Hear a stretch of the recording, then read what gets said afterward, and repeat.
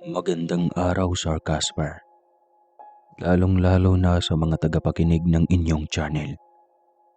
Isa akong manunulat na nagsasaliksik ng kwentong tungkol sa mga engkanto. Sa interes kong makalikom ay naisipan kong ipunin at ipadala sa iyo. Nangyari ito sa Bukaring parte ng Negros. Ito ay tunay na kwento na nangyari at hindi katang-isip lang. Sa isang liblib at malayo sa kabihasnan, isang lugar na minsan nang naging tirahan ng pamilya at buong angka ni Cesar. Noong taong 1943 ay sumiklab ang gulong pandaigdigan. Apektado ang pamumuhay ng angka ni Cesar sa lungsod ng Cebu, kung saan talamak ang patayan ng mga kapwa niya Pilipino na biktima ng mga mapang-abusong dayuhan nun. Sa takot na marami pa ang magbuwis ng buhay, ay naisipan ng ama ni Cesar na ibenta lahat ng ari-arian sa murang halaga. May magamit lang na pamasahe at kaunting panggastos saan man sila dalhin ng kapalaran. Hindi sumagi sa kanilang isip na nasa isang malayong sityo ng isang bayan sa Negros sila mapadpad.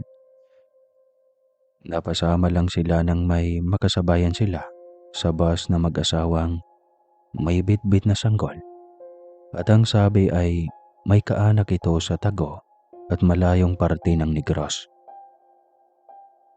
Baka pwedeng sumama na lang kami sa inyo. Wala kasing direksyon itong patutunguhan namin. Nakakatakot dito. Hiling ng ama ni Cesar noon. Kaya nga nagmadali na kaming makaalis sa lugar din na ito. Hindi na tayo ligtas pa. Ang dami na nilang pinatay ng mga inosenteng Pilipino. Sagot din ng kanilang malayong kapitbahay. Kahit hindi sila malapit dito, ay napilitan silang sumama. Mapanatili lang ang kanilang kaligtasan. Naniniwala silang may mabuting puso ang mag-asawang ito. Sa hindi inaasahang pagkakataon, narating nila ang Negros. Kahit wala silang kaanak doon ay ayos lang. Maraming lupang sakahan na pag-aari pa ng gobyerno ng mga panahong iyon. Doon kahit malayo sa kabihasnan, ay masaya silang namuhay ng mapayapa.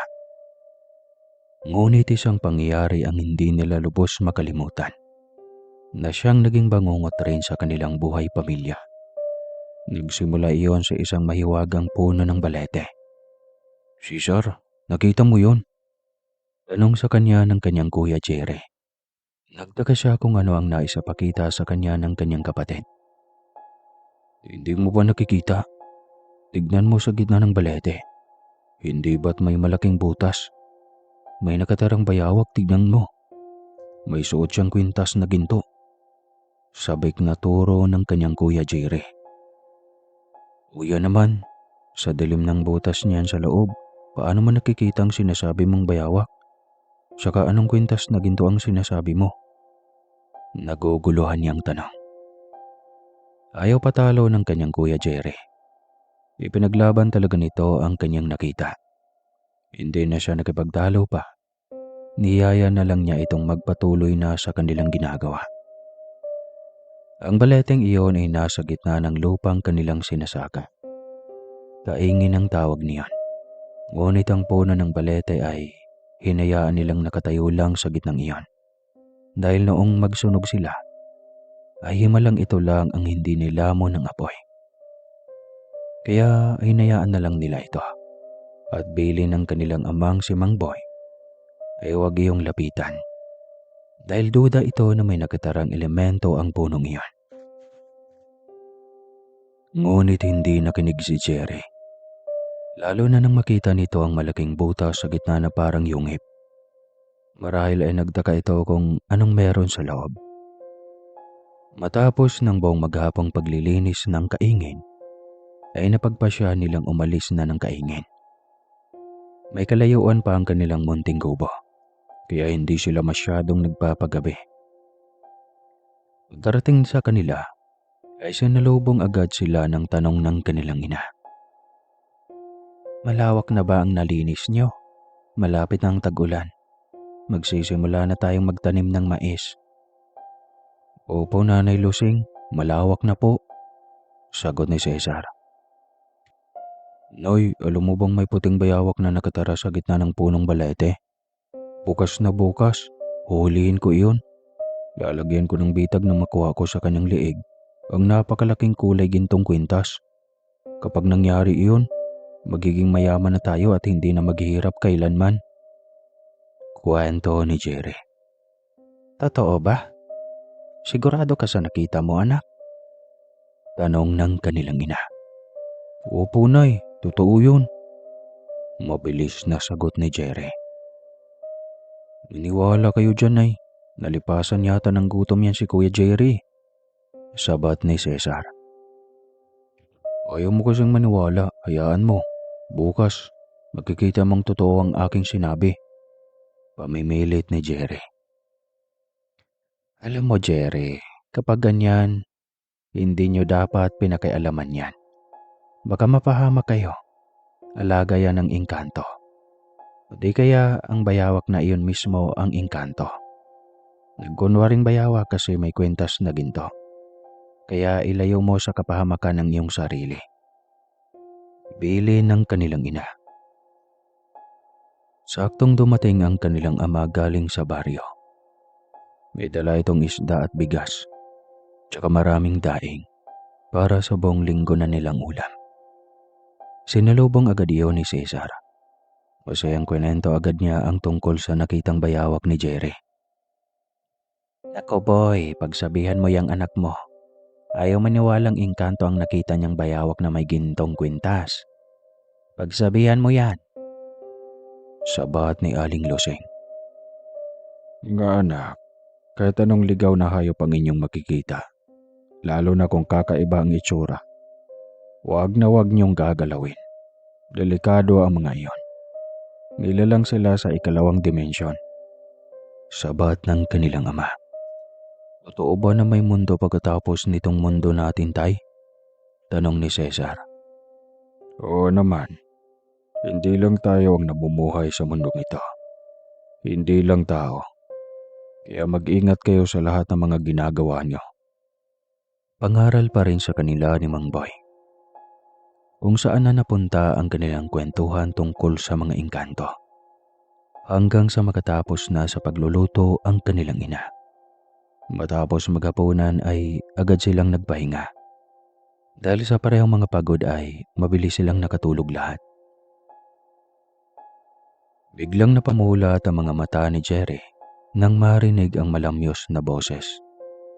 Tinatawag nito ang kanyang pangalan. Palingalinga siya para hanapin kung saan nagmula. Nang lingunin niya ang kanyang likod, ay naroon ito. Matamis na nakangiti. Nagulat siya nang makilala ang gintong kwintas na nasa leeg nito. Pamilyar ba sa iyo ang aking kwintas? Tanong nito. Tumango si Jerry.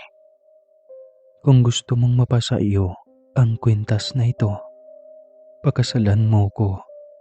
Sumama ka sa aming mundo nang makilala ka ng aking angkan. Wika nito. Sigurado ka ba? Oo naman. Gusto mong sumama? Tanong ulit nito. Oo, gustong gusto. Walang pag-alinlangan na sagot ni Jerry. Tuwang inalahad ng engkantada ang kanyang kamay. Wala sa sariling naglakad si Jerry palapit sa engkantada. Malawak ang mga ngiti nitong nakatitig sa kanya. Hindi niya iyon pinutol hanggang sa makalapit siya dito. Iyak akong ikakatuwa mo ang iyong makikita sa aming mundo. Talaga? Ngunit sa tingin mo ba, tanggap ako sa inyong mundo? Oo naman. Natutuwa ang aking angkan kapag may panauhing dumadayo sa aming mundo. Wika nito. Dahil doon ay biglang nasabik si Jerry na marating ang nasabing mundo. Hindi niya alam kung saan sila dumaan dahil ang pagkakaalam niya ay gabi iyon. Ngunit nakapagtatakang Bigla na lang silang naroon sa isang malawak na lugar. Ito na yun? Tanong ni Jerry nang makita ang kakaibang lugar na yon. Wari niya ay madaling araw doon dahil sa makapal at maputing hamog na nakabalot sa mga malalaking gusali. Wari niya ay sinaunang gusali iyon, na panahon pa ng mga sinaunang tao, dahil nilulumot na ang labas ng mga gusali. Ngunit gawa iyon sa ginto. Parang haunted ang dating ng lugar. Napakatahimik at panakanakang nilalang lamang ang kanyang namamataan. Gaya ng mga kakaibang hayop na naroon. Tila isang rino ngunit may iisang mata. Maamong nakatingin sa kanila habang naglalakad. May nakakasalubong silang isang lalaki na may bitbit na ilaw. Nakasuot ng kamisita at chino na kulay puti. May lumang sombrero at nakapaalang. Nagtaka si Jerry kaya hindi niya maiwasang magtanong. Bakit parang mga sinaunang tao ang mga narito? Tanong ni Jerry. Mga sinauna naman talaga kami dahil namumuhay kami daang taon na ang nakaraan. Sagot nito. Hindi siya makapaniwala. Pakaramdam niya ay mapapaliw siya habang tinitignan ang sarili. Nananaginip lang ba siya? Lalo siyang namangha. Lalo pa nang makapasok sila sa isang gusali. Iyon pala ang bahay ng dalaga. Isang malaking mansyon. Parang luma tignan sa labas, pero sobrang ganda at kumikinang sa loob. Sobrang lawak din ng loob, ngunit ganun pa din. Panaka-naka ang mga nilalang na naroon. Sa tingin niya ay mga katulong iyon ng mansyon dahil may suot na inoporme. At nang makita sila nito ay magalang sila nitong sinalubong. Kumusta po kayo? Tanong ni Jerry nang makitang hindi siya pinapansin ng mga ito. Tila may sariling mundo ang mga ito. Yumuko lang at tumitig saglit. Pagkatapos ay tumalikod na papunta sa kanilang trabaho. Ganito sa aming kaharian. Bawal makipag-usap ang mga katulong na walang pahintulot mula sa amang hari. Wika ng prinsesa.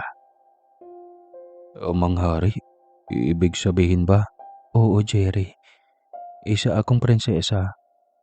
Ako si Prinsesa Saina. Nako, totoo pala talaga ang mga hari at reyna sa ibang mundo. Wika ni Jerry. Oo naman. Kaso ay ayaw namin ng maingay. Wala kami mga makabagong teknolohiya. Kung ano ang aming mundo noon, ganun pa rin hanggang sa kasalukuyan at sa mga susunod pang henerasyon. Kaya pala, kahit mga gusali ay halos nilulumot na sa labas. Sayang at halatang gawa sa ginto ang ibang parte. Wika niya. Ganito ang gusto ng hari. Alam mo bang libo-libong taon na siyang nabubuhay? Kasabayan pa niya si Haring Nebuchadnezzar ng Babylonia. Kwento pa rin ng prinsesa. Tahimik siyang nakikinig sa kwento ng prinsesa. Tila nasasabik sa panahong naghahari ito sa syudad na sakop nito. Para siyang nag-time travel. Ngunit natigil ang kanilang pag-uusap nang matanaw niya mula sa unahan ang napakalawat at gawa sa gintong trono ng hari at reyna. May suot na pulang mahabang damit ang hari na may mga palamuti ng ginto. Suot din ito ang koronang gawa sa ginto at batong ruby at emerald. Mamahal nun ah. Siya na ba ang hari? Tanong ni Jerry. Opo, siya si Haring Paulas. Isang magiting na hari na tinalo ang maraming kaharian at sinakop ng walang pag-alinlangan. Kwento na prinsesa Saina. Masayang ipinakilala ang ama. Noong panahon ni Nebuchadnezzar, halos hindi nalalayo ang estado ng mundo ng mga mortal sa mga immortal. Walang tigil ang digmaan ng bawat kaharian, agawan ng teritoryo at kapangyarihan. Kwento pa rin ni Prinsesa Saina. Ang pagkakaalam ko, makapangyarihan ang mga haring namumuno noon, kahit pa ang mga mortal, saad ni Jerry. Oo, tama. Malakas ang mga kapangyarihan, maging ng mga mortal noon. Kaso sa sobrang talino ng mga mortal, naging abala sila sa pag-imbentaryo ng mga makabagong teknolohiya. Nakalimutan na nilang aralin ang mga karunungan na dapat na ipapasa sa mga sumusunod na mga henerasyon. Litanya ng prinsesa. Nasa harapan na sila ng trono at naroon ang hari. Kanina pa nakatingin sa kanila. Prinsesa Saina, kanina ka pa hinihintay ng iyong ina. Uwi ka ng hari na nagtataka sa kanyang presensya. Ama, may ipapakilala ako sa inyo. Siya ang aking kaibigang mortal, si Jerry. Pakilala ni Saina nang makitang titig na titig ang prinsesa sa kasama nitong mortal. Saina, masyado ng maraming nakakaalam tungkol sa ating mundo. Ilang beses ka na bang pinalalahanan ha? Hindi ka dapat nagpapakita sa kanila. At lalong hindi ka dapat nagdadala dito ng kung sinong nilalang. Litanya ng hari. Hayaan mo na ama, mabait naman si Jerry. Nakakasiguro ka. Pwede siguro kung dito na lang siya manatili sa ating mundo. Ama, huwag ka namang ganyan. Hahanapin siya ng kanyang pamilya. Kaya nga dapat hindi mo siya dinala dito. Sagot pa rin ng hari. Masamang tingin ito sa kanya. Hindi niya alam kung bakit ganon ito kung tumingin. Nang ilokin siya nitong kumain ay mabilis siyang tumanggi. Sa takot na baka lasunin siya nito. Jerry, pagbigyan mo na si ama. May mga pagkain naman dito na pwede sa inyong mga mortal. Uwi ka ng prinsesa. Hindi kasi prinsesa Saina. Busog kasi ako. Dahilan niya na kinakabahan na. Kahit kaunti lang naman. Umimilit pa rin ang prinsesa. Wala siyang magawa kundi pagbigyan ng mag-ama. Habang nakaupo silang tatlo sa isang mahabang mesa, bigla na lang sumulpot ang reyna sa tabi ng hari. Sa kanya agad ito nakatitig, kaya napayako siya ng kanyang ulo. Hindi niyo naman sinabing may panauhin pala kayo. Uwi ka nito. Ina, siya si Jerry, ang aking kaibigan.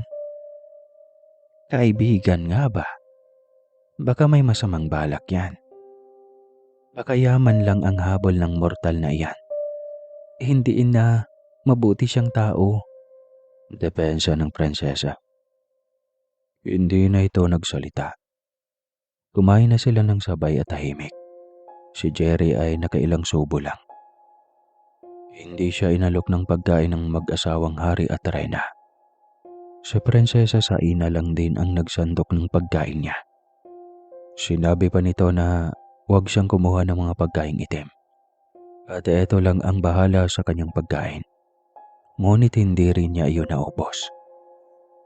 Makalipas ang ilang sandali ay nagpaalam siya sa prinsesa na umuwi na. Hinawakan lang siya nito sa noo at ilang saglit lang ay nagising siyang pinaikutan ng kanyang mga kapatid at mga magulang.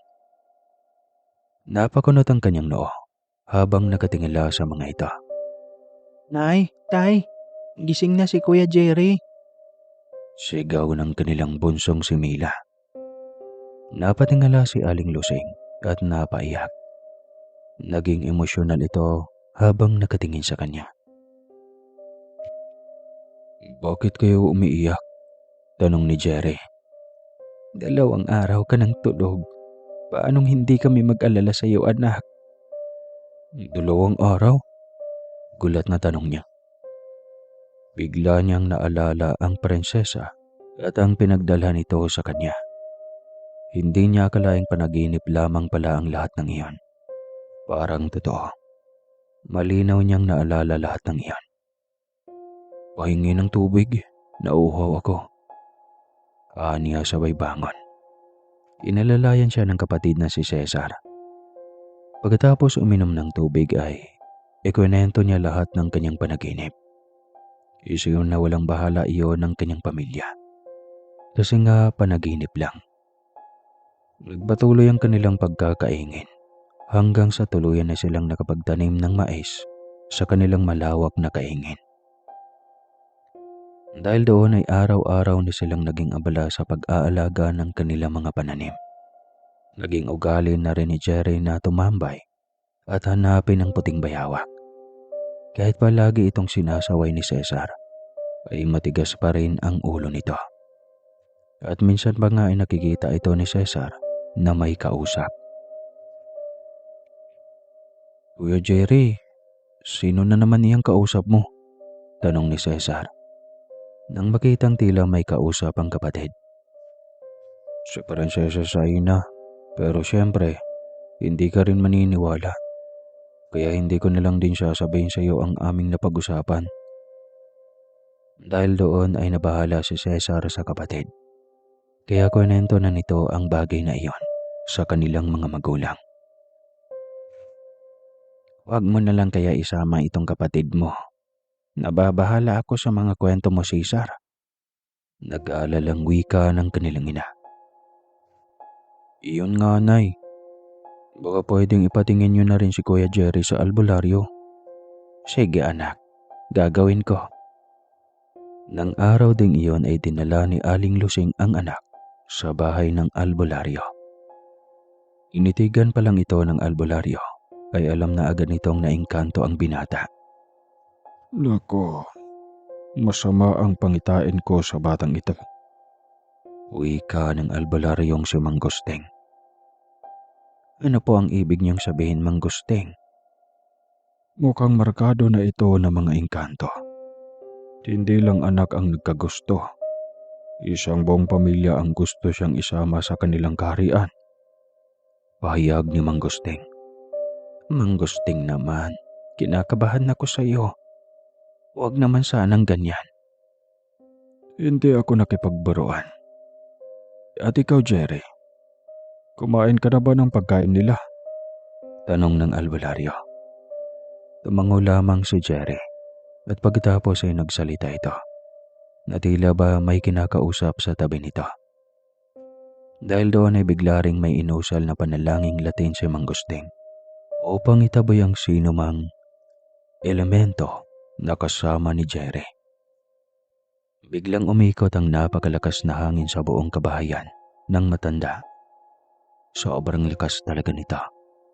Ang mga pananim nitong saging na sana ay malapit ng tagain ay halos nabuwal lahat. Marami ring sanga ng mga punong kahoy ang naputol dahil sa sobrang lakas ng hangin. Nakapagtataka lang dahil sa buong sakop lang iyon ng bakuran ni Mang Gusteng nangyari.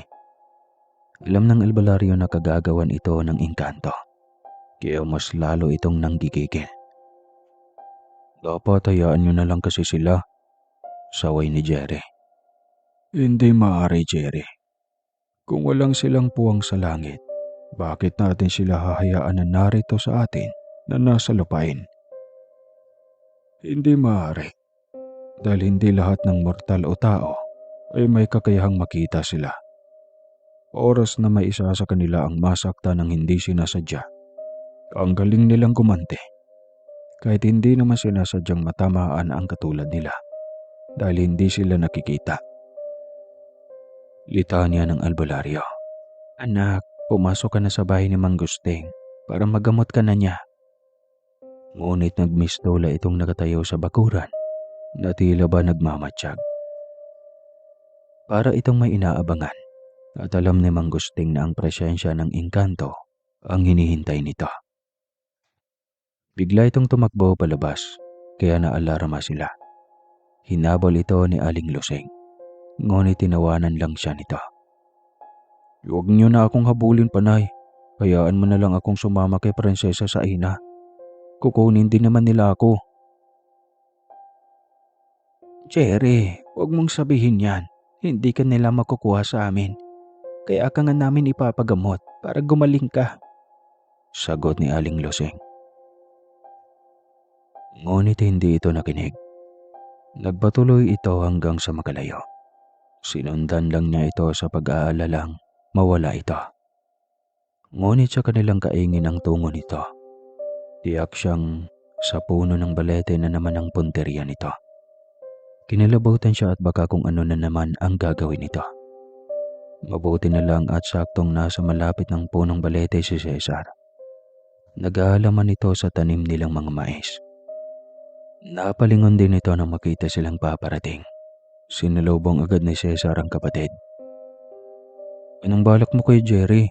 Umuwi ka na," utos ni Cesar. Ngunit patuloy lang ito hanggang sa makalapit sa punong balete. May kinakausap na naman ito. Matawa pa itong tila may nakakatuwa sa kanilang pinag-uusapan. Kinakabahan at kinikilabutan silang mag-ina na tumingin kay Jerry. Lahat ay ginawa na ni Cesar, mapauwi lang ang kapatid. Nang sa wakas ay sumama ito ay napagdesisyon na nilang igapos na ito sa bahay.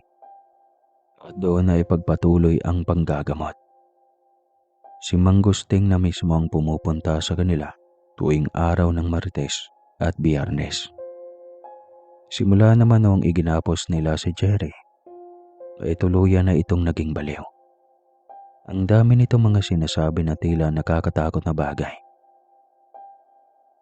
"Salamat kayo, binigyan pa kayo ng pag-asa na makasama ako.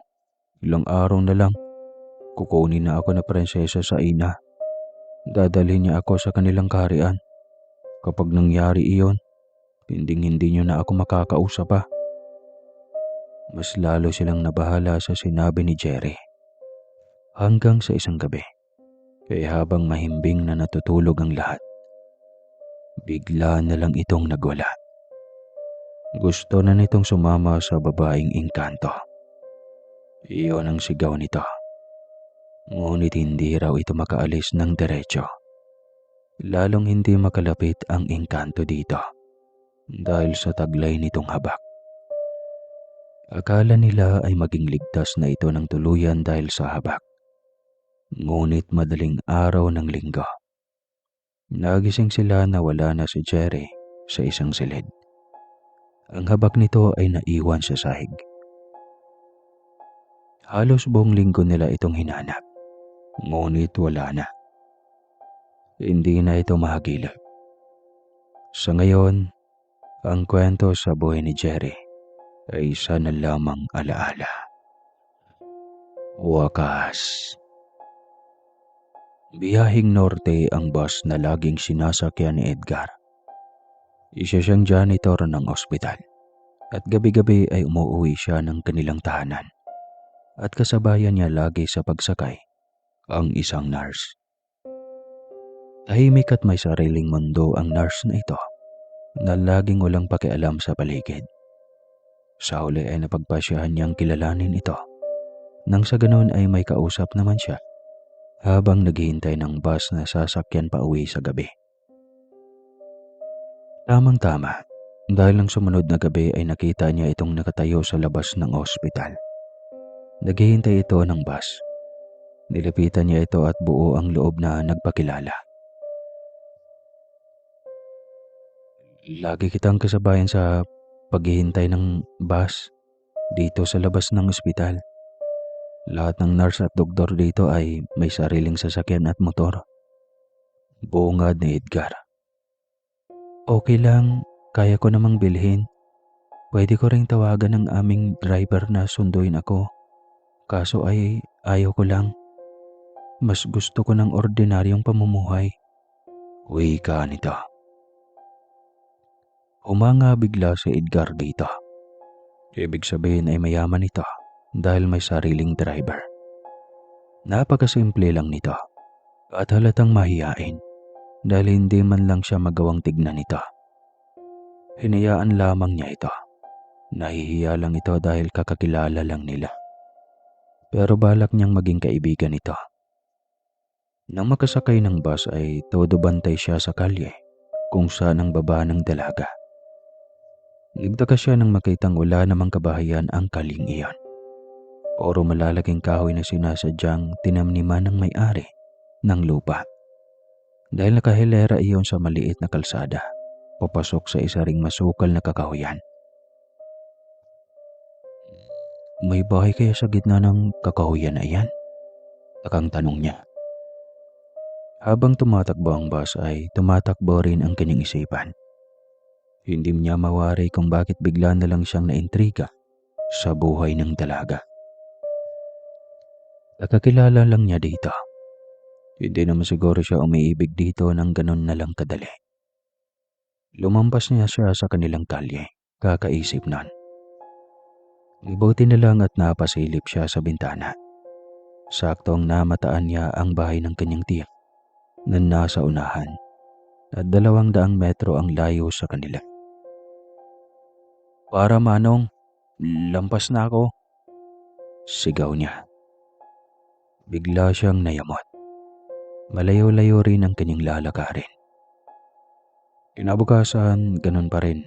Kasabay pa rin niya itong nagbabantay ng bus. Mahiyain pa rin ito. Muli ay nakipagkwentuhan siya dito. Magalang naman itong sumagot. Napapangiti siya habang nakatitig dito. Napagtanto niyang hindi ito maarte. Hindi rin ito maldita. Maayos itong kausap. Mas naging komportable na siyang kasama ito. Maging ang dalaga ay ramdam niyang ganoon din. Nakatitig na ito sa kanya. Hindi katulad noong nakaraan na nakayuko lang at halatang nahihiya. Mas naging interesado siyang kilalanin pa ito. Doon pa rin ito bumababa sa dating babae na ito, na siyang nakapagtataka dahil wala siyang may nakikitang bahay malapit sa kalsada, bagkus ay masukal na kakahuyan. Inisip niyang sundan ito, baka nasa likuran ng masukal na kakahuyan ang bahay nito. Lubhang napakadelikado. Sakto ng sumunod na araw ay kabilugan ng buwan. Maliwanag ang buong kalawakan, maging ang buong paligid. Pagtigil ng bus sa kantong iyan ay hindi na muna siya bumaba. Doon sa unahan upang hindi mahalata. Saktong kahit sa malayuan ay kitang-kita ang inipormeng puti ng dalaga. Isunuot na rin niya ang kanyang hoodie jacket na kulay berde. Kasing kulay iwan ng mga halaman na kanyang madadaanan. Nagmadali bawat mga hakbang niya. Hanggang sa mga 10 metro na lang ang distansya nito sa kanya. Huminto ang dalaga sa isang malaking puno, kaya napahinto rin siya. Nasa entrada iyon ng masukal na kakahuyan. Malaking puno ng balete. Nagulat siya nang makitang tila umiilaw ang katawan at damit ng dalaga. Para itong isang tutubi. Lumapit pa ito sa harap ng puno at sa isang kisap matay, nilamon na ito bigla ng punong balete. Naistatwa siya sa gulat. Hindi niya inasahan ang kanyang nakita. Para siyang nasa isang panaginip. Bigla ay naging lutang ang kanyang isipan. Maging ang kanyang ulo ay biglang lumobo. Hindi na rin nakaapak ang kanyang mga paa. Nang makitang dumili muli ang puno ng balete, ay patakbo niyang tinungo ang highway. Halos lakad takbo siya at hindi na nag-abang pa ng masakyan hanggang sa madaanan siya ng tricycle. Pare, saan ang uwi mo? Sabay ka na lang sa akin. Sigaw nito. Patakbo siyang lumapit sa tricycle. Walang imik na sumakay. At parang bingi ng tanongin ng ilang ulit kung saan ito umuwi. Nakita kitang lumabas sa kakahuyan. Alam mo bang mahiwaga ang lugar na iyan? Maraming kababalagan sa lugar na iyan. May mga engkanto na nakatira dyan. Wika ng driver. Hindi naman ito katandaan. Hindi siya sumagot. Ngunit narinig niya lahat ng sinabi nito. Tsaka lang siya nakahuma nang makita ang kanto papasok sa kanilang bahay. Nagpasalamat siya rito. At walang lingon-lingon na lakad-takbong pumasok sa eskinita patungo sa kanilang bahay. Nagtaka ang driver sa kanyang kinikilos. Umiling na lamang ito at nagpatuloy sa pagmaneho. Pagkarating niya sa kanilang bahay ay nagtaka ang kanyang mga magulang. Tulala pa rin siya at wala sa sariling pumasok ng kwarto. Hindi yon ang nakasanayan ng kanyang mga magulang. Madalas kasi pagdating niya ay diretsyo na agad siyang nagmamano. Ngunit sa pagkakataong iyon, ay wala man lang kahit pagbati ng magandang gabi. Anong nangyari sa anak mo? Tanong ng kanyang ama sa asawa. Hindi ko alam. Baka nag-away sila ng kanyang nobya. Ha? Hindi ko alam na may nobya yan. Sa sobrang mahiyain ba naman yan? Reaksyon ng kanyang ama. Hindi ko rin alam. Ang mabuti pa kausapin mo. Ikaw naman ang ama eh.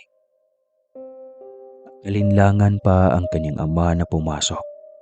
Nadatnan siya nito sa kanyang kama na nakatihaya. Nakatulala na nakatitig sa bubong. Malalim ang iniisip. Tinanong siya ng kanyang ama kung ano ang kanyang problema. Ngunit para lang siyang bingi na hindi naririnig ang boses ng kanyang ama. Sa pagtataka ay nilapitan siya ng kanyang ama at kinapa ang noo. Doon lang napagtanto nito na nagbabaga siya sa taas ng lagnat. Naku Edgar, ang taas ng iyong lagnat. Sandali, tawagin ko ang iyong ina. Taranta nitong wika. Kung ano-anong mga herbal ang nilaga ng kanyang ama. Ang iba ay nilagay sa kanyang noo upang bumaba ang lagnat. Ngunit saglit lang din. Dahil bigla na naman siyang aapoyin ng lagnat. Nagtaka ang mga ito sa kanya. Minsan lang siyang nilalagnat. Simula noong kabataan niya. At mabilis iyong humupa. Ngunit sa pagkakataong iyon ay tila hindi mawala-wala ang kanyang lagnat. Kaya kinabukasan ay napagdesisyonan ng kanyang mga magulang na dalhin siya sa albularyo. Nako, hindi ordinaryong lagnat ito. Naingkanto ang anak ninyo. Uwi ka agad ng albularyo. Engkanto? Paano? Tanong ng kanyang ina. Hindi ako ang makakasagot. Tanungin niyo siya. Sagot ng albularyo. Kwento niya ang kanyang karanasan ng gabing iyon. Nagtaka ang kanyang ina kung bakit siya lalagnatin kung nakasaksi siya ng ganon. Posibleng ilan sa mga ito ang nakakita ng sundan siya, kaya nagalit. Hindi ko naman po akalaing isa pala siyang engkantada. Kaya nga, ang kaso ay mga kasamahan niya ang may gawa nito. Baka bantay niya. Hindi mo lang nakikita. Sagot ng albularyo. Anong gagawin ko po? Tanong niya. Lalagyan kita ng pangontra. Ililibing natin sa balat mo ang maliit na botel ng diamanting itim na to. Tiyak na hindi natatalab ang anumang masamang balak ng mga elementong iyon. Saad ng albularyo. Agad din siyang pumayag. Kahit may kamahalan ng presyo ay ayos lang.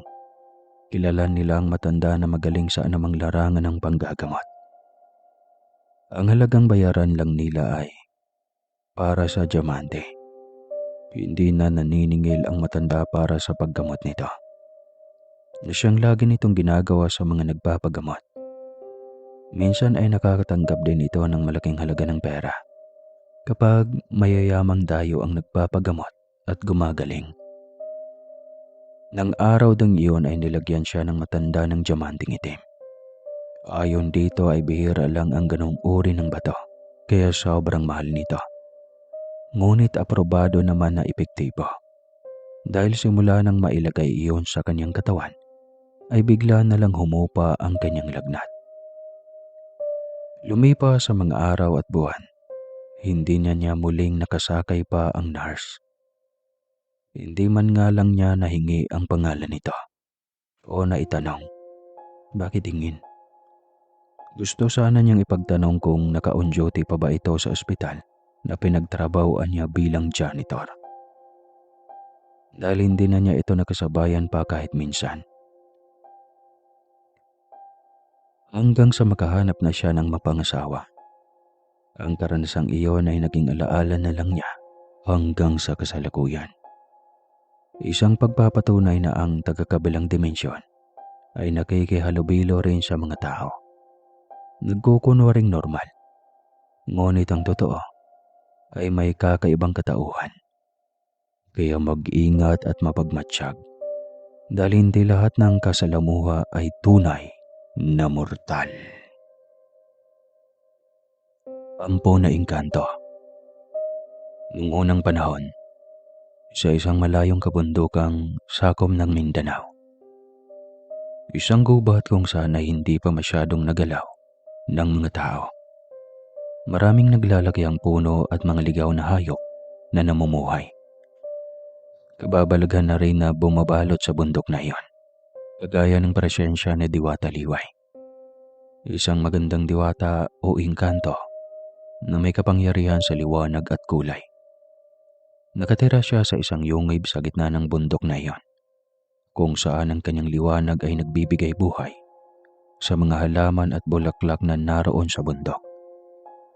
Kagaya na lamang ng mga bulaklak ng orchid na siyang marami at nakakamanghang nakadikit sa malalaking puno na malapit sa yungib na iyon, na siyang aksidenteng natuklasan ni John.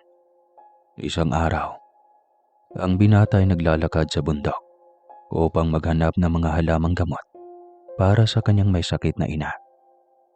Nakita niya si Liway sa yungib na masayang umaawit. Hindi niya maintindihan ang liriko, ngunit napakalamyos ng boses nito.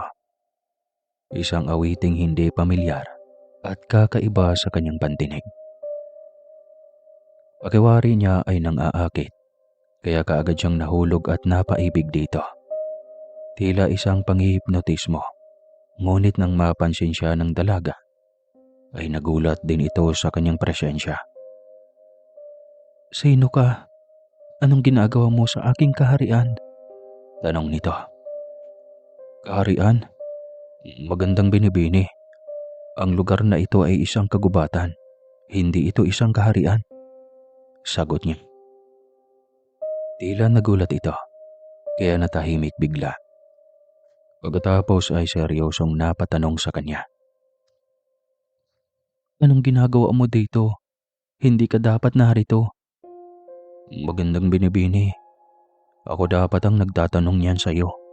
Masigit na delikado ka sa ganitong lugar dahil babae ka.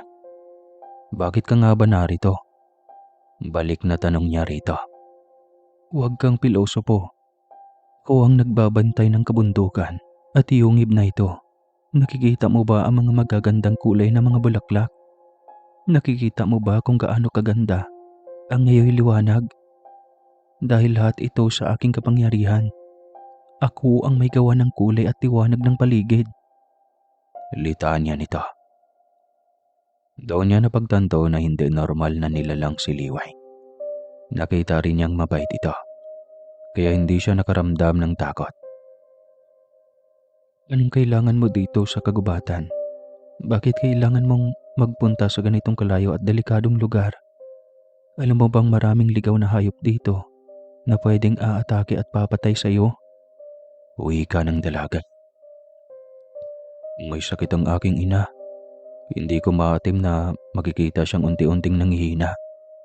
Ayaw ko pa siyang mawala sa buhay naming magkapatid." Napatitig ang dalaga sa kanya. Pagkatapos ay humanga ito sa kanyang pagiging mapagmahal sa ina.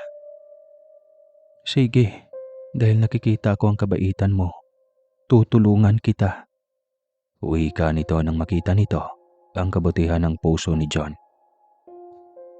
Panay din ang sulyap ng binata sa dalaga. Napagtanto na nitong hindi ordinaryong tao si Diwata Liway. At ang nakakamangha ay nakakita siya ng pagmamahal sa dalagang kaharap. Unang kita pa lang niya rito ay nahulog na agad ang kanyang puso dito. At kahit sa mga mata ni Liway ay nakikita niya ang kakaibang kislap. Binigyan nito ng kapangyarihan ang mga halamang gamot na kailangan ni John at iniabot iyon sa kanya. Bilang pasasalamat, si John ay nag-alok na tulungan si Liway sa anumang paraan na pwede niyang magawa. makabawas man lang sa utang na loob niya dito. Wala kang kailangang gawin. Ang pagiging magkaibigan natin ay sapat ng pambawi sa akin. Yung makadalaw ako sa iyong tahanan at makadalaw ka rin sa akin paminsan-minsan. Isang malaking tulong na para sa akin. Wika ni Liway. Napangiti si John sa sinabi nito. Mas pabor sa kanya na binigyan siya nito ng daan para laging makipag-ugnayan sa dalaga. Nagpasalamat siya dito at nangako na lagi silang magkikita. Sobrang tuwa ng Diwata at ganoon din siya. Sa paglipas ng panahon, si John at Liway ay higit na naging magkaibigan. At ang kanilang pagkakaibigan sa huli ay naging pag-ibig. Talaga, Liway, pumapayag ka ng maging nobya ko? Masayang tanong niya. Oo nga, mahal kita eh. Mahal na mahal. At sobrang saya ko dahil minahal din ako ng isang mortal na katulad mo. Litanya nito. Ngunit may isang kondisyon pa rin ang Diwata. Iyon ay ang ilihim iyong katauhang meron ito, na hindi maaaring malaman ng mga tao ang tungkol sa kanyang pagiging engkanto. Sumang-ayon si John. Tama ito. Dahil tiyak na maraming magtangka sa buhay nito dahil iisiping banta sa buhay ng mga tao. Sila ay nagtungo sa isang bayan na walang nakakakilala sa kanila. Doon ay masaya nilang hinarap ang buhay kasama ang isa't isa. Ngunit may mga pagkakataon na si John ay nahihirapan sa pagtatago ng sekreto ni Liway. Anong katauhan mayroon ng asawa mo, John? Gagaling lang niya para mamalengke. Andyan na agad siya at marami pang pinamili. Paano nangyari yon? Takang tanong ng kanilang kapitbahay. Naku po, baka namamalikmata lang po kayo, Noy. Kanina pa kasi nakaalis si Liway. Huwag nga ako, John. Ilang ulit ko na yang napansin kay Liway. Minsan nakita ko siyang tumatago sa bakod niyang kawayan. Nakakatakot yung asawa mo ah. Giit pa rin ito. Ngunit pilit pa rin niyang dinipensahan ng asawa. Sa huli, ang kanilang pag-ibig ay naging mas malakas kaysa sa anumang hadlang. At sila ay nananatiling magkasama kahit marami na ang may ayaw kay Liway. Nagpasya silang lisanin na muli ang buhay sa bayan. Masyado nang maraming nakakahalata sa totoong katauhan ni Liway. Kaya kailangan nilang dumistansya at lumayo sa kabihasnan. Sa paglipas ng 2 taon, si John at Liway ay nagkaroon ng isang magandang buhay sa bundok. Sila ay nagtanim ng mga halaman, nagalaga ng mga hayop at namuhay ng masaya. Salamat, mahal. Ipinaglaban mo pa rin ako. Pinili mo kong samahan sa kabila ng aking katauhan at kahit pa mabigat ang dugo ng ibang tao sa akin. Emosyonal na wika ni Liway. Mahal kita, asawa kita, kaya kahit anong mangyari, tayo pa rin ang magsasama kahit sa kamatayan ko. Isasama kita sa aking mundo. Pagdating ng araw, mahal, doon, hindi tayo magkakaroon ng mabubulok na katawan. Bibigyan kita ng katawang immortal. Magiging katulad ka sa akin, mahal ko. Litanya ng Diwata niyang asawa. Masaya siya sobra. Ngunit may mga pagkakataon na si John ay nakakaramdam ng lungkot dahil hindi niya pwedeng sabihin sa kanyang mga magulang at kaibigan ang tungkol sa kanyang pag-ibig kay Liway. Hindi man lang niya ito madala sa kanilang bahay sa bayan. Kaya nga dinala niya ito sa ibang bayan noong araw. Ngunit sadyang hindi niya maitago ang pagkatao ng kanyang asawa. Lumantad pa rin iyan. Kaya natatakot rin siya na baka mabisto ng kanyang ina. Isang araw, may dumating na isang matandang mangkukulam sa bundok. Ito ay nakakita kay Liway at agad na nakilala ang kanyang pagiging engkanto. Ang mangkukulam ay nag-alok na tulungan si John at Liway na maging isang pamilya. Ngunit may isang kondisyon. kailangan nilang magbigay ng isang regalo sa mangkukulam. Si John at Liway ay nag-isip ng mabuti at sila ay nagpasya na bigyan ang mangkukulam ng isang espesyal na halaman na may kapangyarihan. Kayang-kaya naming ibigay sa iyo ang bagay na iyon, wika ni Liway. Ako mismo ang maghahanap para sa iyo, Berta, wika din ni John dito. Alam na niya kung saan mahanap ang mga espesyal na halamang iyon. Dati na niya itong nagamit sa pagpagaling ng kanyang ina mula sa malubhan nitong karamdaman. Ang mangkukulam ay nasiyahan sa regalo, kaya ito ay nagbigay ng isang espesyal na kapangyarihan kay John. Ang kakayahang makita at makipag-usap sa mga engkanto. Naku, malaking bagay ito, Berta. Salamat.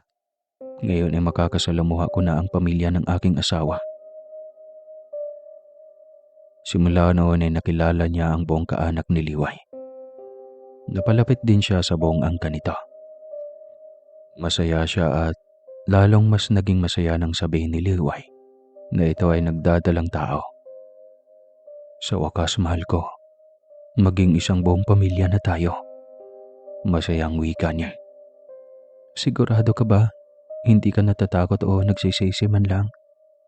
Paano kung isang engkanto din ang magiging anak natin? Paano kung hindi dugong tao? Kahit ano pa man iyon, mahal ko, handa akong tanggapin dahil anak natin iyon. Napayakap ng maigpit ang diwata. Sa pagdaan ng mga araw, lalong napatunayan nilang mahal at mahalaga sila sa isa't isa. Lumalim pa iyon sa mga nagdaang mga pagsubok sa kanilang buhay. Muli rin siyang bumisita sa kanyang mga magulang, kasama si Liway. Masaya rin ang mga ito nang malamang buntis si Liway. Ngunit hindi pa rin ang mga ito alam na isang diwata si Liway. Natatakot silang hindi ito matanggap ng pamilya niya, ang katauhan ng asawa. Yun lagi ang kanilang suliranin. Kaya kung dadalaw sila sa tahanan ng kanyang mga magulang, ay umuwi lang din kaagad. Hindi katulad kung doon sila bibisita sa tahanan nila Liway, kahit isang buwan ay pwede silang mananatili roon. Isang beses nga ay nakiusap ang mga magulang ni Liway na doon muna sila manatili sa tahanan ng mga ito. Hindi siya tumanggi dahil masaya rin siya, dahil tanggap siya ng pamilya ni Liway. Itinuring siya ng mga itong tunay na pamilya at masasabi niyang buhay sagana sa mundo ng mga immortal. Ang kanilang portal sa mundo ng mga tao at engkanto ay ang bukana ng yungib, kung saan niya unang nakita at nakilala ang dalaga. Halos doon na lang din sila lagi nakatambay kasi walang paghihirap sa mundong iyon. Lahat ng kanilang pangangailangan ay nasa paligid na. Sa paglipas ng panahon, si John at Liway ay namuhay pa rin nang masaya at mapayapa. Ngunit isang araw, si John ay nakakita ng isang lihim na kwarto sa tahanan nila Liway. Sa loob ng kwartong iyon ay may isang salamin na may nakasulat na katotohanan. Ang sino mang nakaharap sa salaming iyon ay malalaman niya ang kanyang totoong katauhan, buhay at mababasa nito maging ang laman ng kanyang puso at utak. Nakakahanga naman ang salamin na ito, aniya sa sarili. Lumapit siya dito sa pagtataka at nais rin niyang madiscover kung totoo nga bang pawang katotohanan ang lumalabas sa salaming iyon. Lumapit siya para buksan ang buong salamin na noon ay natatakpan ang kalahating bahagi. Pagkatapos hawiin ang takip, ay tumitig siya dito para tignan ang sarili. Nang si John ay tumingin sa salamin, ay nakita niya ang kanyang sarili sa ibang kaanyuan. Mahaba ang tenga, kulay asol ang kanyang mga mata. Walang linyang pagitan ng ilong at bibig. Napagtanto niya na hindi pala siya isang tao, kundi isang engkanto rin. Siya pala ay isang nawawalang anak ng isang makapangyarihang engkanto. Ipinakita doon kung paano nangyari na napunta siya sa kamay ng mga mortal. Kung paano siya sinagip at napunta sa kanyang mga magulang na mortal. Naiyak siya habang tinitignan ng nakaraan. Mahal na mahal siya ng kanyang inang mortal na siyang hindi tunay niya na magulang. Ipinakita kung paano siya alagaan ng mga ito. Si Liway ay hindi sinabi sa kanya ang katotohanan dahil gusto nito makasama siya bilang tao at hindi bilang engkanto. Si John ay naguguluhan at nasasaktan sa pagkakatuklas ng katotohanan. Matagal na iyong alam ni Liway, ngunit inilihim nito ang lahat. Agad siyang nagpaalam para puntahan ang inang mortal na sumagip sa kanya. Malaki ang utang na loob niya rito. Patawarin mo ako, asawa ko. Kaya ako nilihim ang lahat sa iyo ay dahil kaaway ng ama ko, ang iyong ama. At ang totoo niyan ay si ama ang kumuha sa iyo at itinakas ka sa mundo ng mga mortal. Pagsasalaysay ni Liway. Bakit hindi ko nakita sa salamin ang bagay na yon? Hindi ba't kayang-kaya iyong basahin ng salamin? Tanong ni John. Dahil sinadya kong pinutol nang makita kitang nakaharap sa salamin ng katotohanan. Pag-aamin nito. Hindi alam ni John sa kanyang sarili kung magagalit ba siya sa asawa o ano. Sa kabila ng kanyang mga natuklasan, nanaig pa rin ang pag-ibig niya dito. Mahal niya ito ng sobra, kaya hindi niya magawang magalit. Matapos puntahan at sumbatan ng ina-inahan, ay napaluha ito. Nais ka, hindi ako galit. Gusto ko lang maliwanagan. Paliwanag niya nang makitang umiiyak ito.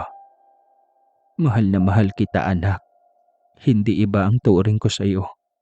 Tunay na anak ang turing ko sa iyo, John. Alam ko, Nay. Nakita ko kung paano mo ako inalagaan noon. Nakapagtataka lang.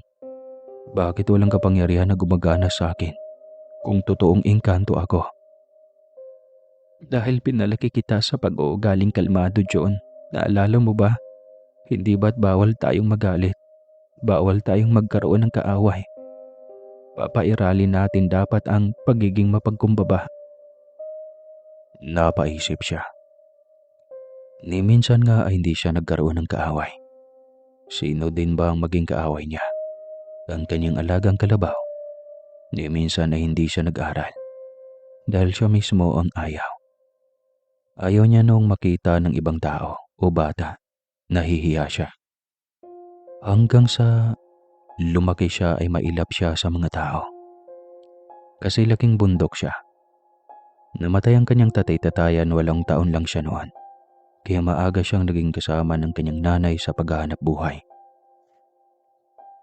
Dahil sa na-discover niyang katauhan, ay nagpaalam na siya sa kanyang ina na manatili na sa paninirahan sa mundo ng mga engkanto. Umiyak man ito at nasasaktan, ay wala itong magawa. Dahil iyon ang totoong buhay na meron siya. Gusto ko rin sanang mahanap ang aking ama, mahal. Anya kay Liway, nang makabalik sila sa mundo ng mga engkanto. Kahit ang ibig sabihin nito ay ang pagkawala mo sa aking buhay. Buong loob kong tatanggapin, John. Halika. Dadalhin kita ngayon na sa iyong ama. Wika nito. Sa isang iglap lang ay biglang nasa harapan na sila ng isang napakalaking gate na may bantay na maraming kawal. Papasaukin niyo kami. Nais naming makausap ang hari. Utos ni Liway sa mga kawal. Wala na ang mga itong maraming tanong. Binuksan na agad ang gate at diretso silang giniya ng isang kawal palapit sa hari. Nataong hindi ito abala, kaya mabilis nilang nakausap ito. Anong kailangan niyo sa akin? Tanong nito. Ama, sambit niya. Napatayo ang hari at tinitigan siya. Hindi niya akalaing makikilala agad siya nito. Prinsipe Jacob, ikaw nga, sambit nito. Hindi ako si Prinsipe Jacob, ama. Ako si John. Wala akong pakialam kung ano ang ipinangalan nila sa iyo. Basta ikaw ang aking nawawalang anak.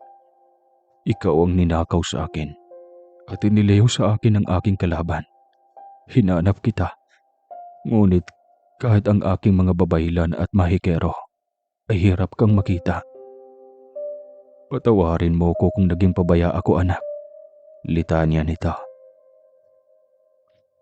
Sa utak ni John ay hindi nabali kung napunta siya sa ganong sitwasyon. Dahil sa parang iyon ay nakilala niya ang babaeng kanyang minamahal at makakasama niya habang buhay. Hindi po ako nagagalit, ngunit ipangako mo rin na huwag kayong magalit at patawarin na lang ang may gawa ng bagay na ito, ama. Wika niya. Wala itong magawa kundi ang tumango. Niyakap siya nito pagkatapos ay nagpagawa ng piging para sa magarbong handaan. Ipinakilala niya dito ang kanyang asawa. Napangiti ito at sinabing masaya ito dahil nakahanap siya ng babaeng makasama niya sa habang buhay. Nang sabihin nito ang pangalan ng ama, ay halos magbabaga sa galit ang mga mata nito. Nangako ka, ama, hindi ka pwedeng magalit. Hindi mo pwedeng tutulan ang aming relasyon, lalo na at may apo ka na rin sa amin. Wala itong magawa. Kahit galit ito ay pinilit nitong kumalma. Ngunit makalipas lang ang ilang mga buwan, ay tuluyan na rin itong natanggap ang lahat. Pinuntahan pa nito ang ama ni Liway para sa masinsinan na pag-uusap. Naging magkumpare na ang mga ito. Kaya wala nang naging problema silang mag-asawa. Painom-inom pa ito ng mga kulapo. Di joke lang. Ang kanilang pag-ibig ay naging mas malakas at sila ay namuhay ng masaya bilang mag-asawa. Pinili niya ang sumunod sa kanyang puso at manatili kay Liway. Kahit na nangangahulugan ito na kailangan niyang iwanan ang kanyang buhay bilang tao. Dahil hindi naman talaga siya tao. Iyon nga lang at napamahal na sa kanya ang kanyang nanay Iska. Ngunit sinisiguro naman niyang hindi na ito maghihirap pa sa mundo ng mga tao. Binigyan niya ito ng magandang buhay sa pamamagitan ng maraming ginto na regalo nila ng kanyang ama dito. Ngunit hiniling nila dito ang isang kondisyon.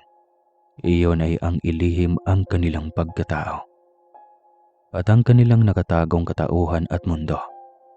Tahimik na silang naninirahan sa mundo ng mga engkanto. Hindi na rin sila nakadalaw pa sa kanilang nanay Iska, na ngayon ay sobrang tanda na. Nagbigay ng kwento, Iska.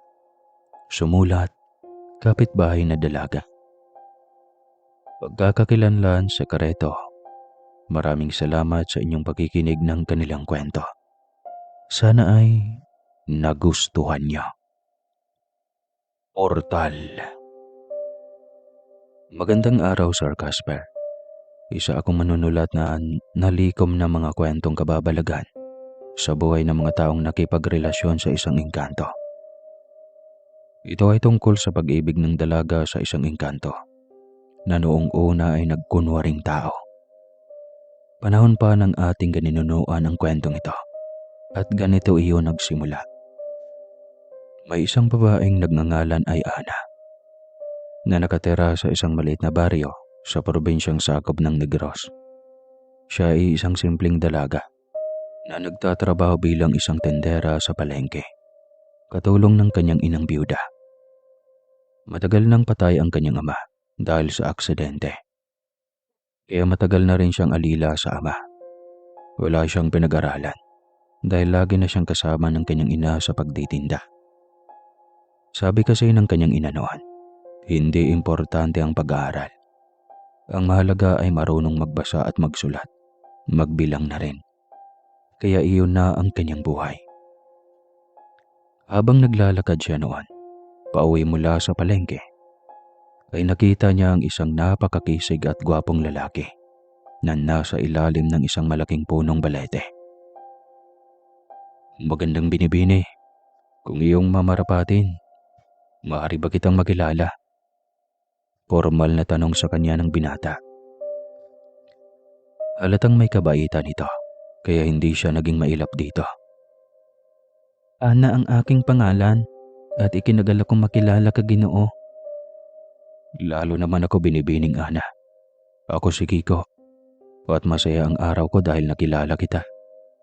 Masayang wika ng binata. Naninirahan ito sa isang puno ng balete sa baryong daanan nila Ana. Galing at papunta sa palengke na pinaglakuan ng gulay. Ganoon yata talaga ang mga engkanto. Sa unang kita nila sa isang babae, lalo na kapag tipong tahimik at mahiyain ang babae, maputi at maganda, ay doon agad sila nagkakagusto. Naging magkaibigan silang pareho. Laging nakaabang si Kiko sa kanya tuwing dadaan siya sa puno ng balete. Hanggang sa nasanay na siyang naroon ito laging nakaabang sa kanya tuwing siya ay dadaan. Alam na alam mo talaga kung anong oras akong dadaan dito wika ni Ana sa binata. Siyempre, baka marami ka na namang dalang mabibigat Naku Kiko, huwag mo akong sinasanay. Ayos lang din kung masasanay ka Ana, mas pabor sa akin.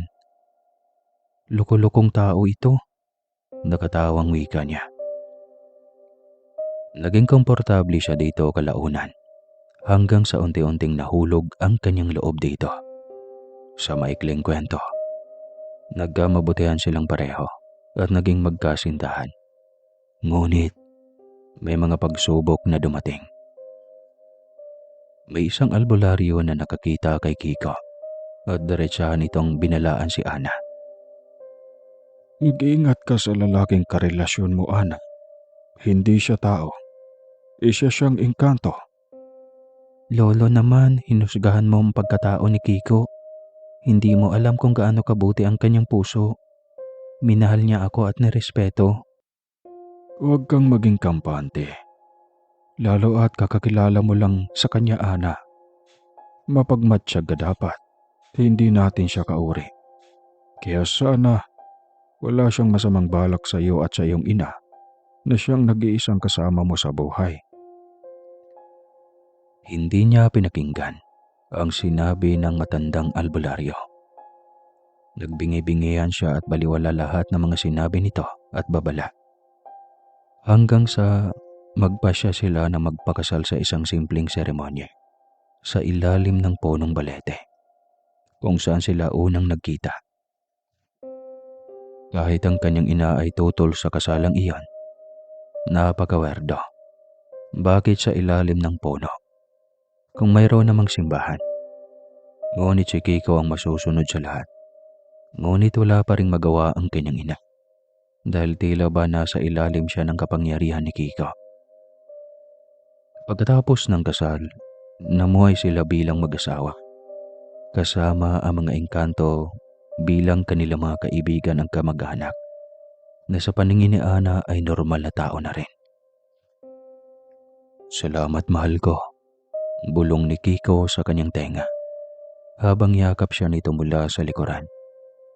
Para saan? Dahil ipinaglaban mo ako. Dahil hindi ka naniniwala sa kanila. Siyempre mahal, ikaw lang ang lalaking gusto kong makasama habang buhay. Walang sino man ang makakasira ng bagay na iyon. Napangiti ito at muling yumakap sa kanya ng sobrang higpit. Ramdam niya ang tunay at labis na pagmamahal nito. Namuhay pa rin sila ng masaya bilang mag-asawa. Ngunit, isang araw ay muli na naman siyang binulabog ng pagdududa. Nakatanggap siya ng isang liham mula sa isang hindi kilalang nagpadala. Ang liham ay naglalaman ng isang malaking sekreto tungkol sa pagkatao ng kanyang asawa. Paniguradong ang matandang albularyo na naman ito. Bakit ba ayaw akong tantanan ng matandang yun? Bakit mainit ang dugo niya kay Kiko? Tanong niya sa kanyang sarili. Nanindigan siyang hindi masisira ng ibang tao ang kanilang relasyon bilang mag-asawa na. Mahal na mahal niya si Kiko at walang sino man ang makapagpabago ng kanyang pag-ibig dito. Ngunit hindi maipagkailang nabagabag siya ng gusto dahil sa liham na iyon. Hanggang sa napagpasyahan niyang sundan lahat ng mga kilos ng asawa. Kung totoo mang isa itong engkanto, malamang may mapansin siya dito na kakaiba. Isang gabi, habang nakahiga sila, nagkunwari siyang tulog. Naramdaman niyang bumangon ito kaya minulat niya ng kaunti ang kanyang mga mata. Saktong maaninag lang niya ito. Nakatalikod si Kiko sa kanya at ganoon na lang ang gulat niya nang makita niya ang asawang nagliliwanag. Pagkatapos ay bigla na lang itong nawala sa kanyang harapan. Hindi pa rin siya kumilos. Ganoon pa rin ang kanyang pwesto at ipinikit muli ang kanyang mga mata sa takot na malaman ng asawang bistado na niya ang katauhan nito.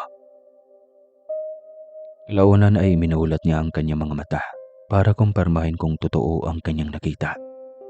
Kinapapa niya ang kanyang tabi. Wala si Kiko at malinaw lahat sa kanya. Kaya kinabukasan ay hindi na niya napigil ang sarili. Sinumbatan niya ito. Sumagot ka, Kiko. Ayaw ko ng kasinungalingan. Gusto ko ang katotohanan. Huwag mong hintayin na kamuhian kita. Alam mo kung gaano kita minahal, Kiko. Oo na, asawa ko. Patawarin mo ko. Ayaw ko lang na itakwil mo ako kaya ako naitago ang lahat ng ito. Parang awa mo na, mahal. Huwag mo akong layuan.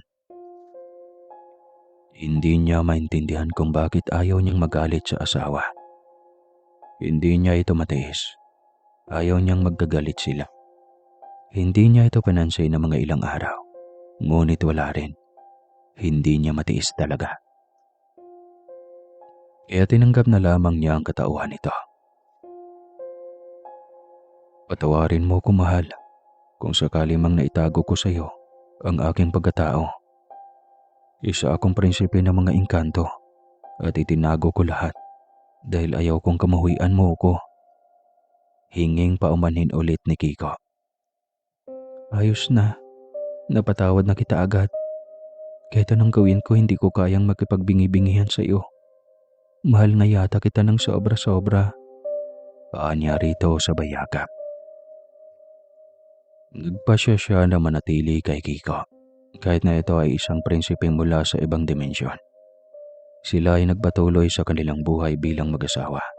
Kasama ang mga bagong hamon at pagsubok na dala ng pagkakatuklas ng katotohanan. Wala siyang magawa dahil mahal niya ito ng sobra. Isang araw, si Ana ay nagsimula ng mapansin na may mga kakaibang nangyayari sa kanilang paligid. Mga bagay na hindi niya maipaliwanag. Tulad ng mga pagbabago sa kapaligiran at mga pangyayaring hindi niya kontrolado. Nagsimula nang iparamdam ni Kiko ang kanyang kakatawang kapangyarihan. Ano bang nangyayari sa ating paligid, Kiko? Bakit ang daming kahiwaga ang nagaganap? Bigla na lang bumubuhos ang napakalakas na ulan na nagdudulot agad ng pagbaha.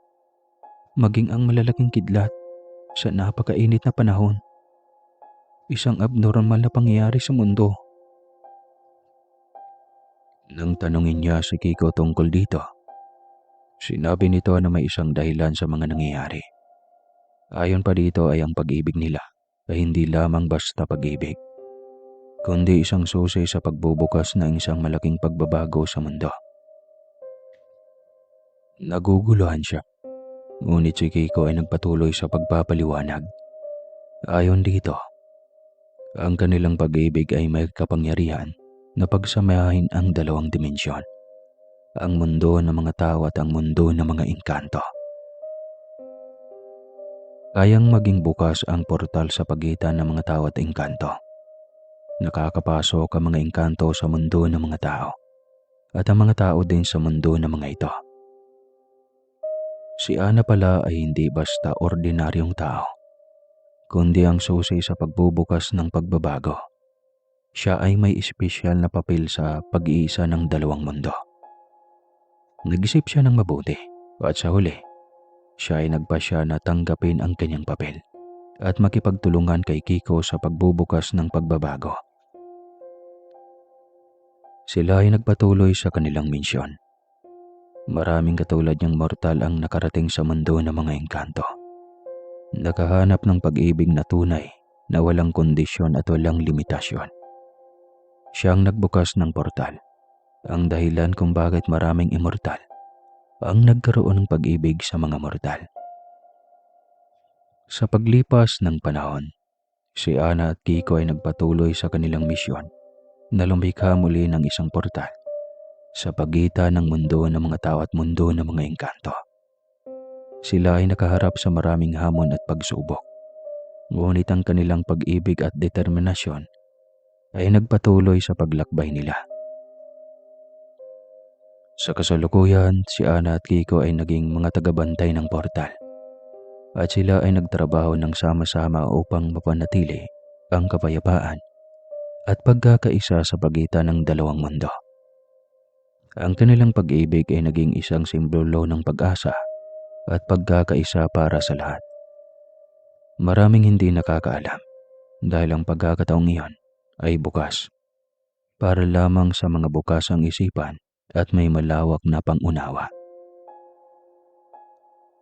Sa katagalan ay nagkaroon sila ng mga bagong kaibigan at kamag-anak mula sa dalawang mundo. Ang kanilang kwento ay naging isang alamat na ipinasa sa mga susunod na henerasyon. Isang paalala ng kapangyarihan ng pag-ibig at pagkakaisa. Gumpay tayo, mahal. Tayo ang alamat. Tayo ang unang nagpapatunay na posibleng magmahalan ang mortal at immortal. Wika ni Kiko. Oo, mahal. Napakasaya ako at bawat alaala ng ating pag-ibig ay mahalaga sa akin. Naging immortal ako dahil sa pag-isa ng ating katawan. Nagkaroon tayo ng mga anak na ang dugong nananalaytay ay sa tao at sa mga engkanto. Oo, mahal. Kaya malaya silang mamuhay sa mundo ng mga tao at engkanto nang walang may pagpipintas. Sagot ni Kiko. Napalabi siya. Kontento siya sa buhay na meron sila ni Kiko. Ang kanilang pag-iibigan ay hindi magbabago kailanman. Sa paglipas ng panahon, ang portal ay naging isang popular na destinasyon para sa mga tao at engkanto na gustong maglakbay at mag-usap sa pagitan ng dalawang mundo. Ngunit may mga problema na nagsimula ng lumitaw. May mga tao na nagsimulang gamitin ang portal para sa mga personal na interes. Tulad ng pagkuha ng mga mahalagang bagay mula sa mundo ng mga engkanto, pagnanakaw ng mga ginto at iba pang mamahaling bato na siyang ipinagbabawal at galit ang mga engkanto sa ganong interes ng mga mortal. May mga engkanto rin na nagsimulang maglakbay sa mundo ng mga tao nang walang permiso, na naging sanhi ng mga problema at kaguluhan. May mga abusado kapag hindi nila nakuha ang kanilang gusto. Kaya muling naging malayo ang relasyon ng tao at engkanto. Takot ang engkanto sa mga tao, ngunit takot din ang mga tao sa mga engkanto. Nakakalito. Si Ana at Kiko ay nakaharap sa mga hamon na ito dahil sila ang naging daan para mabuksan ang nasabing portal. Kaya nagtrabaho sila ng magkatulong upang mapanatili ang kapayapaan at pagkakaisa sa pagitan ng dalawang mundo. Sila ay naglagay ng mga patakaran at regulasyon upang mapigilan ang mga problema. Sila ay nakipagpulong sa mga pinuno ng dalawang mundo upang makahanap ng mga solusyon. Patuloy na naging isang simbolo ng pag-asa at pagkakaisa para sa mga tao at engkanto ang nasabing portal. Patuloy rin silang mag-asawa na nagtrabaho ng sama-sama upang mapanatili ang kapayapaan at pagkakaisa. At ang kanilang pag-ibig ay naging inspirasyon para sa lahat ng katulad nilang umibig sa isa't isa. Kahit magkaiba ang mundo at katauhan. Buong akala ni Ana ay maging maayos na lahat. Ngunit biglang nagbago ang pagkatao ni Kiko. Sa hindi maipaliwanag na dahilan, bigla na lang naging matabang ang pakikitungo nito sa kanya. Gusto niya itong kausapin, ngunit lagi itong umiiwas. Isang gabi, si Ana ay nakakita ng isang lumang libro sa silid aklatan ni Kiko. Ang libro ay may mga simbolo at marka na hindi niya nakilala. Nang buksan niya ang libro, siya ay nakakita ng isang pahina na may nakasulat na mensahe para kay Kiko. Ang mensahe ay nagsabi na si Kiko ay may isang nakatagong kakayahan na hindi pa nito sinasabi sa kanya. Ang kakayahan na ito ay may kaugnayan sa pagiging engkanto nito at ito ay magpapabago sa kanilang buhay bilang mag-asawa. Si Ana ay naguguluhan at nag-aalala.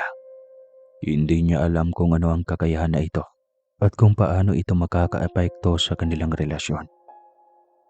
Siya ay nagdesisyon na harapin si Kiko para sumbatan. Gusto niyang alamin ang katotohanan mula sa mga bibig nito. Pakiramdam niya ay marami pa rin itong sekreto. Ano na naman? Tanong ni Kiko na tila walang ganang kausap siya. Bakit bigla ka na lang ganyan sa akin? Minahal kita sa kabila ng lahat. Bakit bigla ka na lang ganyan? Tila biglang natauhan si Kiko. Nakonsensya ito at biglang naging mabait. Humingi rin ito ng paumanhin. Ipinagtapat nito na isang prinsesa ang nag-alok ng pag-ibig, kapalit ng malawak na kaharian. Iyon ang bumabagabag dito. Kaya bigla na lang itong naging tahimik at dumistansya sa kanya. Ikwento nito ang tungkol sa nakatagong kapangyarihan nito. Ayon kay Kiko, ang kanyang kakayahan ay ang makapagkontrol sa mga elemento ng kalikasan. Tulad ng hangin, tubig at apoy, siya ay may kakayahang gamitin ang mga elementong ito upang makatulong sa mga tao at sa kapaligiran. Nagulat at nag-aalala sa pagkakataong ito si Ana. Subalit namangha rin dahil kakaiba ang kapangyarihan na angkin nito. Kapangyarihan na taglay ng isang magiting na hari. Gamitin mo sana sa kabutihan ang mga kapangyarihang taglay mo, mahal. Wika ni Ana kay Kiko. Hindi kumibo si Kiko. Matagal niya itong itinatago. Hindi ito makapagpasya. Takot itong gamitin ang kapangyarihan dahil baka magamit nito sa kasamaan. Baka hindi nito makontrol ang sarili, lalo na kapag galit ito. Nasa likod mo ko, susuportahan kita at tutulungan kita. Wika niya dito. Nagtulungan silang mag-asawa upang gamitin ang kakayahan ni Kiko para sa ikabubuti ng kanilang komunidad. Sila ay naging kilala sa mundo ng mga immortal. Marami ang natuwa sa kanilang ginawang kabutihan. Mas naging kilala sila sa pagdaan ng panahon. Sa paglipas ng mga taon, si Ana at Kiko ay namuhay ng masaya at payapa kasama ang kanilang mga anak at apo. Isang araw, habang naglalakad sa isang tahimik na lugar, malapit sa portal na nagdala sa kanila sa isa't isa, hawak kamay silang napatingala sa mayabong na punong balete. Maya-maya pa ay napatitig si Kiko sa mga mata ni Ana. Mahal ko, hindi ko alam kung ano ang buhay ko kung hindi kita nakilala, sabi ni Kiko. Ganoon din ako, mahal ko. Ikaw ang nagbigay ng kahulugan sa buhay ko, sagot ni Ana habang yakap ang asawa. Paano yan? Ang nag-iisa nating anak ay gustong mamuhay bilang normal na tao. Malungkot na wika ni Kiko. Ayos lang, may kakayahan siyang mamuhay bilang normal. Balang araw, kapag nagkaapo sila, tiyak na normal na tao rin. Ayos lang. Ang mahalaga, mayaman at marangya ang kanilang buhay sa mundo. Nang sa ganun ay hindi sila maghirap. Kailangan nilang alagaan itong ating portal dahil ito ang magbibigay sa kanila ng tuloy-tuloy na kasaganaan. Litanya ni Ana. Yakap si Kiko habang nakatingala pa rin sa puno ng balete na siyang portal na inaalagaan nila. Sa paglipas ng mga taon, si Ana at Kiko ay patuloy na namuhay ng masaya at payapa. Ang kanilang anak at apo ay naging mga bayani rin sa kanilang lugar. At sa wakas, si Ana at Kiko ay namuhay ng masaya kasama ang kanilang pag-ibig. Isang pag-ibig na tumawid sa mundo ng mga tao at nagdala sa kanila sa isa't isa. Ang kanilang kwento ay naging inspirasyon sa mga tao at engkanto. Isang paalala na ang pag-ibig ay may kapangyarihan na magdala ng pagkakaisa at pag-unawa. Wakas.